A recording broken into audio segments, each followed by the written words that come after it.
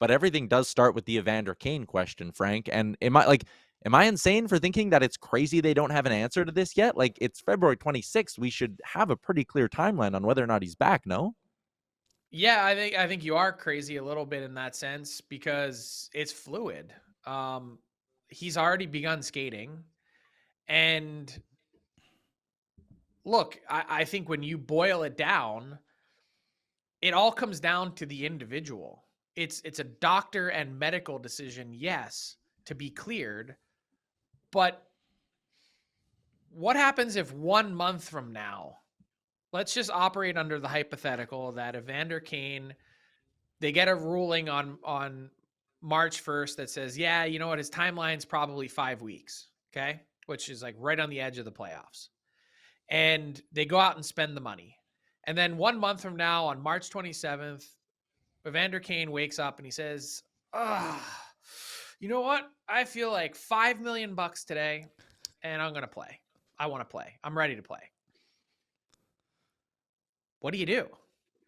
You can't do anything. There's nothing you can do. If he's physically able to play and he gets an opinion, it doesn't even have to be from the Oilers doctor. It could be from a neutral or second opinion doctor that he is cleared to play. The Oilers, there's no choice in the matter. There's no like, hey, well, maybe we'll activate you. It's according to the CBA must be activated. And so if you spent his money, there's no recourse for you. You have to now shed whatever you spent off your books, and you're past the trade deadline. So every team in the league is now going, what can we extract from the Edmonton Oilers to trade off of their roster? They're going to have to be attaching picks, and you're moving not prospects, players from your team to then be cap compliant.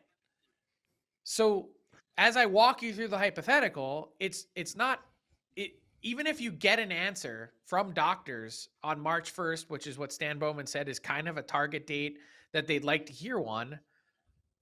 How do you feel about the idea of going out and spending that, knowing you could be up the creek without a paddle in a month? And then what? I still think, given everything that I just laid out, and could be wrong, maybe the doctors say, hey, you know what, this is not healing appropriately or something. Like you don't know. I think it's more likely than not that the Oilers don't have that money to spend.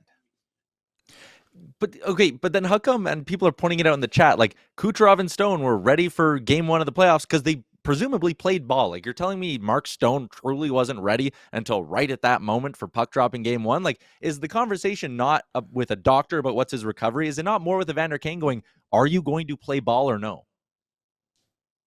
Here's the difference. You're not having this conversation with Mark Stone, and you're not having this conversation with Nikita Kucherov. You're having it with an NHL wild card on the best of days in Evander Kane. Yeah. Do you know what, though? Like, they might even need How many him back. teams has he played ball with before you chime in, Liam? How many teams has he actually played ball with? None. That's why he's Evander Kane. And that's what makes this so maddening, because it's like the one time the Oilers are in a spot to do what Vegas does and do what Tampa does and do what other teams do, they're doing it. They have to do it with Evander Kane, who, you're right, could wake up and be like, I'm ready to go. And they'd be like, okay, 2 weeks in Bakersfield to get your conditioning up. And he has to agree to it. He could say, no, I'm not doing that. I'm playing. Like, not only that, but the league has to approve an LTIR stint in Bakersfield. Like, there's a million layers to this, and it's why I always say, be careful who you get into bed with. Yeah. I think they might need him. Like, they kind of need his juice and his physicality, and like, as much as like everyone hates the cliche of like, well, he's like a trade deadline ad. It's like, I think he'd be more than a welcome addition, to be honest. But what's up, Nation citizens? If you like that video, then you need to be subscribed to the Oilers Nation YouTube. Podcasts, live shows, exclusive interviews, and analysis. Everything you need from your favorite voices at Oilers Nation. And you don't want to miss any of it, so hammer that subscribe button.